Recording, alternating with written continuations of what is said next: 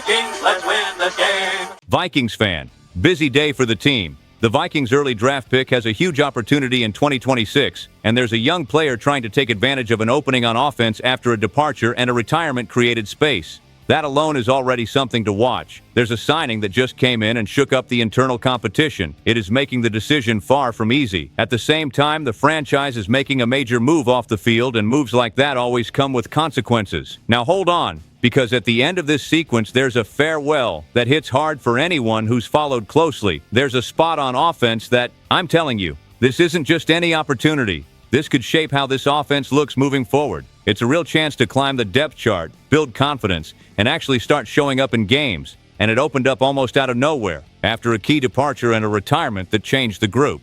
But here's the catch. Just because there's space doesn't mean anyone has locked it down. Not even close. This is where real pressure starts. The guy right in the middle of this battle is Felton, a third-round pick who came in with expectations, but had a very quiet rookie year. He suited up for all 17 games, but barely saw meaningful action. Just 3 catches. 3. That kind of silence says a lot, because there's almost no production, and that didn't happen by accident. He was buried on the depth chart. There were established names ahead of him, including a veteran who came back and took snaps. The result? Felton stayed in the shadows. Now the situation has changed. That logjam is gone.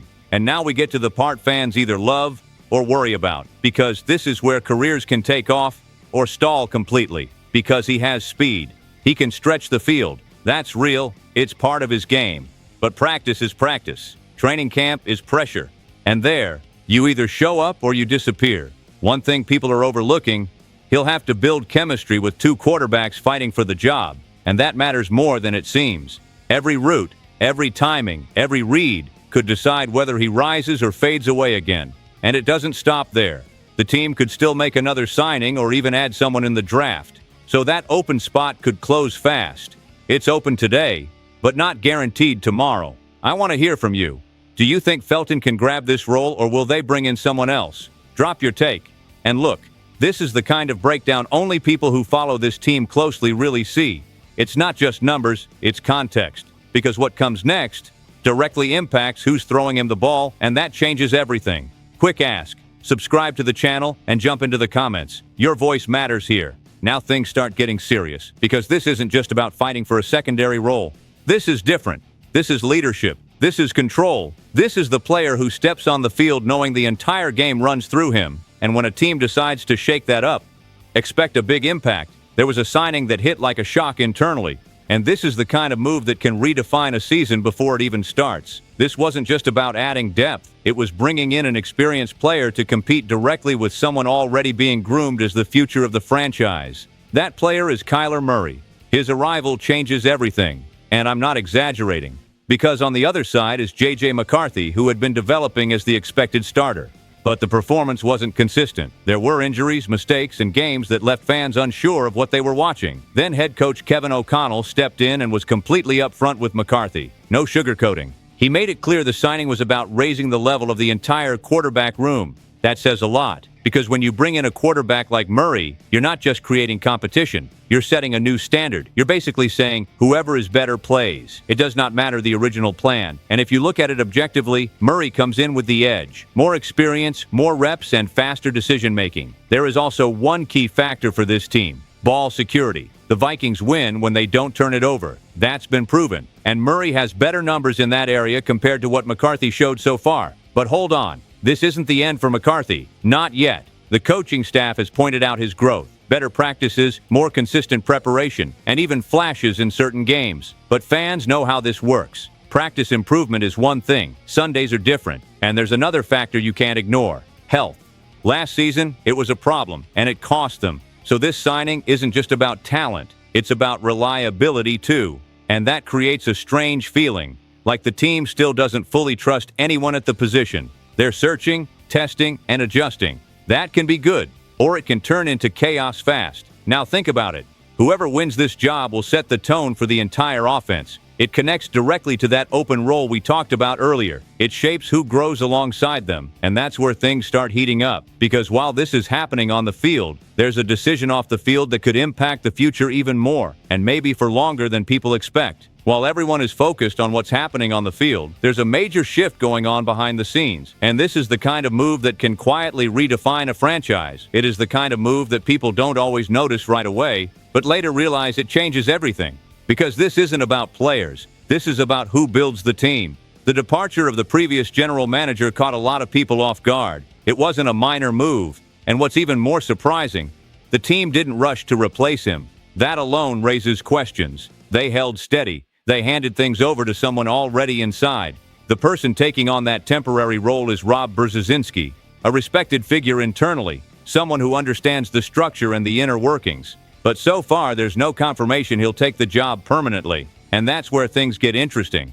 Because unlike other teams, the Vikings don't have a clear favorite for the position. No obvious candidate, no strong indication of direction. And for anyone who follows football, that's unusual. Usually, when a team makes this kind of move, there's already a plan in place. Here, there isn't. The process will be broad and open. It will be supported by outside help to evaluate candidates. That means time. And until then, important decisions are still being made. There were two names many believed were leading the race, Brzezinski himself and George Paton, who spent years with the organization. But based on what's coming out, neither has gained real traction. That completely shifts the situation, because now the decision rests fully with ownership, led by Mark Wilf. And when a decision is this open, anything can happen. And that kind of uncertainty can create opportunity, or real confusion. And that brings up the biggest question, or opportunity, depending on how you see it. This next general manager will shape the future of the franchise. Draft picks, signings, and trades all go through that position. So this isn't just about choosing a name, it's about choosing a direction. And while that decision is pending, the team is operating in a kind of transition. Not chaos, but not full stability either. It feels like an in-between moment, like something bigger is about to happen. And that connects directly to what comes next, because there's a story involving a familiar name that almost changed the recent path of the Vikings, but ended up going in a completely different direction. And that kind of moment always leaves a mark. Now take a second, because this is one of those moments where you stop and think, that could have been us. And yeah, that feeling sticks. You know when a familiar name starts circulating, trade talks come up and the fit seems possible, and then everything shifts? That's exactly what happened here. Kirk Cousins was part of that conversation. Yes, him. A name every Vikings fan knows well. There was a scenario where he could have returned. It depended on how certain negotiations played out, but it didn't happen. And what came next was massive.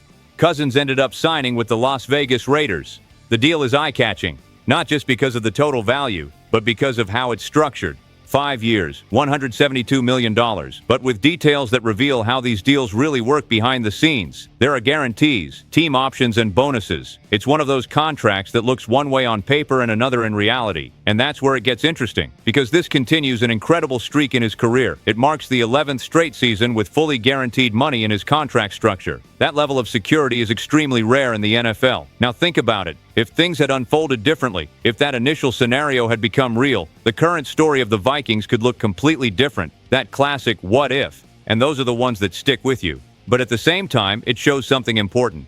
The team chose a different direction. They leaned into new competition, new pieces, and a different build. That says a lot about the current vision of the franchise. It's no longer about going back. It's about trying something new, even with risk. But as fans, there's always that mixed feeling, because you know the player, you know what he can do, you know what you experienced watching him, and seeing him sign a deal like that somewhere else feels strange. It always does. But the game doesn't wait, and the decisions keep coming.